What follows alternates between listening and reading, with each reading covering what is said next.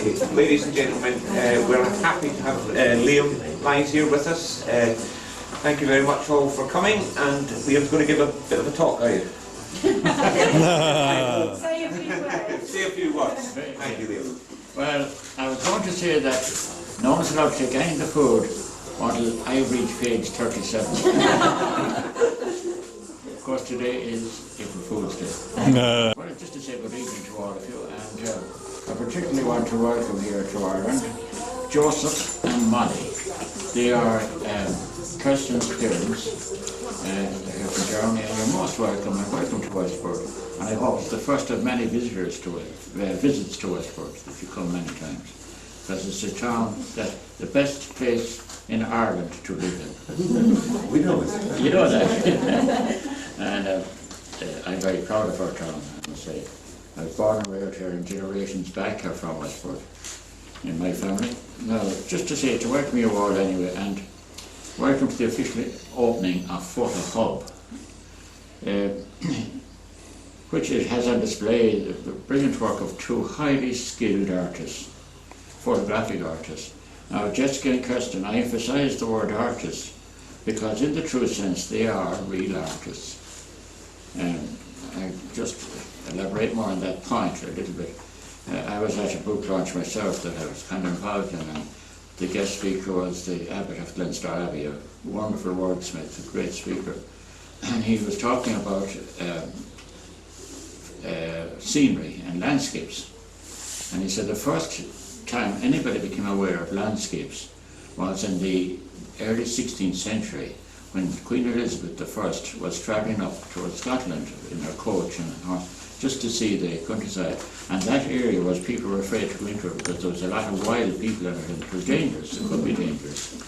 So she stopped the coach, and I was admiring this view, and she was saying, isn't this beautiful? And it was known after it the Queen's View. And the Queen's View then became a favourite place for all types of art, portrait artists and everything. They were running up with their easels and their paints, painting this view. And it became very popular then for artists to do landscapes and scenes, which was never recognised before that. It was always people or flowers and pots or something else like these. And then it became, the photographers came on the scene and could get the scene much quicker and more effectively. And there was a kind of a war between photographic art and the traditional painters. And they had little respect for the arts. They said it was for the photographs. They kind of used to speak derogatory statements about photography. And ever since, photographers have been trying to prove really that it is an art, a true art, photography is. And today proves it right then, particularly Kirstin's landscapes. It's really wonderful work. But I'll get around to you again after a while. But it's Jessica I want to talk about to start with anyway. Now, when Jessica asked me to do the official opening, I was really honoured, and I mean that. And the reason I was honoured was because I knew very well her father, and he was the best known photographer in England, I would say. He was a famous lecturer, and to the extent that eventually Kodak became aware of him and brought him around the world lecturing in places like Saudi Arabia. I think I have them here. Saudi Arabia, I will come to that again. Saudi Arabia, and he went to all over Europe and all over America, Russia, all those places lecturing. Isn't that right, Dolly? Am I right? Mm-hmm. And Dolly was working that time with Bob, and he came to Kilkenny in Ireland, and I met him there. I was at the seminary he was giving. And then time goes on and went on, and I'd forgotten about Bob, and Fionnuala, my daughter, started getting a garden centre, and aided very well by Dolly. Dolly had great touches for Fionnuala there and made a lovely job of the place. And you said one day that your husband was a photographer. And I said, what's his name? Robert Glover. Oh, I said, I knew Bob. And that started a renewal of our acquaintance. And you had us out in your lovely house in Louisburg, Ewan Graham and David and I met him there, and he produced out of his pocket a photograph of the two of us in Kilkenny. Yes. And then he said to me, I love your landscapes. I said, how do you know my landscapes? He said, I was on the panel of the fellowship panel for application for fellowship. What do they call it? The College of Fellows, yes. And he was on that. Now, to be on that panel is a very, very high qualification. He had several fellowships. He had fellowship in Weddings too and in portraiture. So he remembered my landscapes, because in Ireland we had no way of assessing or judging our applications for a nunnery fellowship. So it had to be brought over to London. And my associateship application first for portraits was brought over to London, and I got that for, and then you couldn't do a fellowship without an associateship. And Bob was one of the judges. And he came then and he spent some time with me, and we had great visits here, and there were lovely times, those meetings. And his handwriting was just out of this world, the copperplate, beautiful ink, oh, it was just magic. And the last letter I got from him then saying he was looking forward to coming, he was coming again very shortly, and sadly he died. We never met again. That's the story, and I know that Jessica and her dad were very, very close, and he had a great interest in her work too, and he'd be very proud here tonight to see what she has done now, what she has come to. I'm got away from my own notes and chatting away.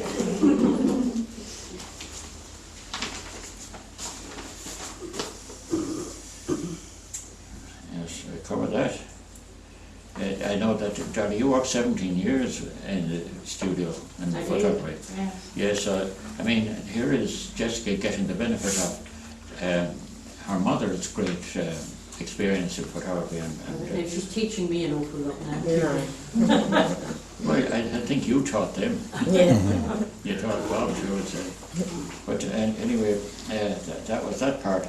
Now, the studio and gallery here at the Quay, it's a top-class place. It really is. I'm proud of it. I think it's lovely, and the work particularly. And I noticed there now, like I see a shoe there, lovely, and I put that into commercial for, that would be the type of work you could get for commercial work, which is the best paid of all, commercial photography. Then there's a makeup there and a girl, and that would be for beauticians, and that would be a commercial job too. Then of course there's children, that's another facet of photography, children and babies. And then there's, I don't think I see any here, but I'm sure you could do it too, pet photography. It's very popular in some places here. Yeah, and I know when I had some of it, it was a big, bigger than a Labrador, what should you call them? Great Dane. Oh, no. But the smell was there for a week. In the studio, it was spraying everywhere. Whatever, but that's part of it anyway, part of the work. You know, now weddings are really the necessary to all photographers who, especially if you borrow money, you have to have a cash flow.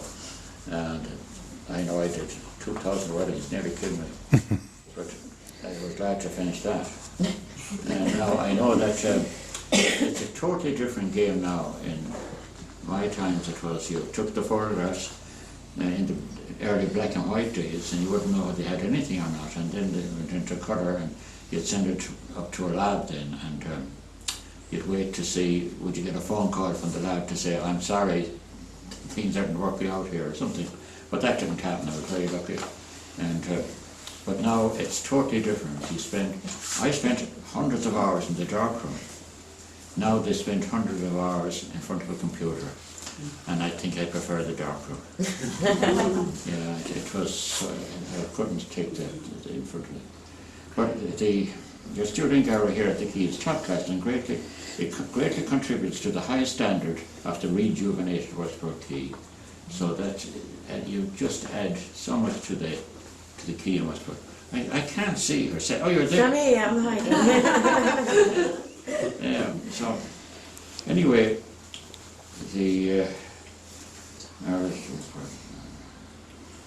now I would ask you then,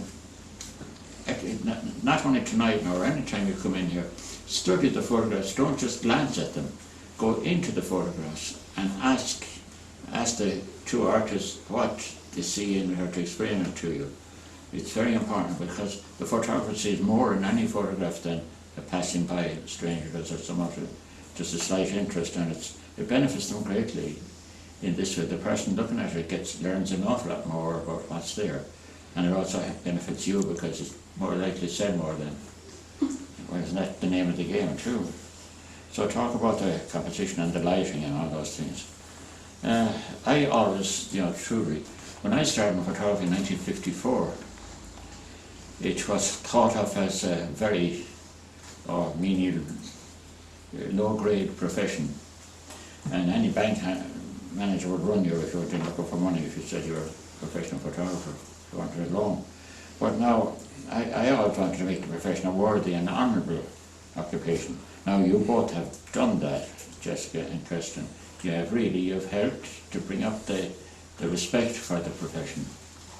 Yeah, so that you're to be praised for that. Yeah. Now, I want to tell you about Kirstin.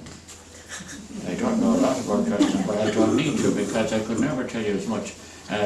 She has an artist statement, and anytime you buy any of her lovely work there, you get a statement about it, and it's worth reading. She was educated in Germany, and in a university in Germany she got a BA in graphics, and that stands to great for now when you're coming to the age of photoshopping. It's such a technique, it's an art in itself, I would say, and I don't think I'd have the patience for it because I was looking at one you did there, a brilliant one of the Northern Lights, and you had to change this, that, and the other, and I said, that must have taken you hours. 5 minutes, she says. Can't believe it. How you could do that. You are skilled, you are really talented. German efficiency.